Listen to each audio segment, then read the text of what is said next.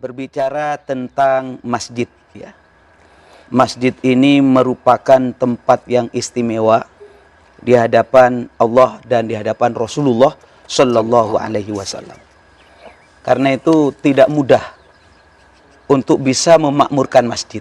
Bagaimana sekiranya masjid itu menjadi pusat kegiatan dakwah, masjid bisa menjadi pusat kegiatan ibadah, dan masjid menjadi pusat kegiatan sosial kemasyarakatan. A'udzubillahi minasyaitonirrajim. Di dalam Al-Quran diterangkan, Innama ya'muru masajidallahi man amana billahi wal yaumil akhir wa aqama as-salata wa ata az-zakata wa lam yakhsha illallah fa'asa ulaika ayyakunu minal muhtadin. Innama ya'muru masajidallah.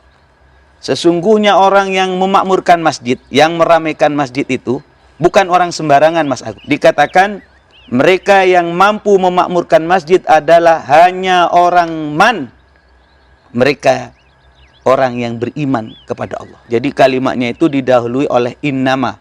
Ya. Kalau kita berbicara ilmu nahwu itu namanya adatul hasri. Untuk mengatakan hanya yang bisa memakmurkan masjid adalah orang yang beriman kepada Allah dan beriman kepada hari akhir, wa aqamas shalah, dan mereka yang mengerjakan salat, wa ataz zakah, dan mereka yang bisa menunaikan zakat, walam yakhsha illallah, dan mereka tidak takut kecuali hanya kepada Allah Subhanahu wa ta'ala. Maka dari sinilah dikatakan fa'asa ulaika ayyakunu minal muhtadin. Kita berharap mereka itu termasuk orang yang mendapat petunjuk dari Allah Subhanahu wa ta'ala.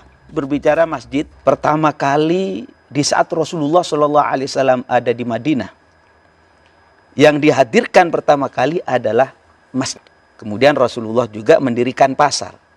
Tapi masjid sebagai hal yang utama yang didirikan oleh Rasulullah. Karena apa, saudara-saudara sekalian? Memang secara khusus Kanjeng Nabi mengingatkan begini. Man bana masjidan lillah. Barang siapa membangun masjid, mendirikan masjid, memakmurkan masjid lillah, garis bawah ini, ya. Lillah, karena Allah Subhanahu wa ta'ala, banallahu lahu baitan fil jannah, maka Allah Subhanahu wa ta'ala akan menyiapkan bangunan istana yang indah besok di dalam surga. Masya Allah. Jadi menjadi pengurus masjid dan marbot masjid ini orang pilihan. Idza ahabballahu abadan, apabila Allah Subhanahu wa ta'ala sayang terhadap seorang hamba, ja'alahu qayyima masjidan, maka Allah akan menjadikan orang ini sebagai pengurus masjid, marbot masjid, penjaga masjid. Tapi sebaliknya, wa idza abghadahu ja'alahu qayyima hammam.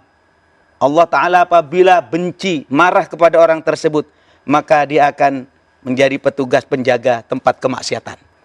Maka berbahagialah para pengurus masjid yang melayani rumah-rumah Allah yang kita kenal dengan Baitullah di muka bumi ini adalah masjid. Mas Bagus.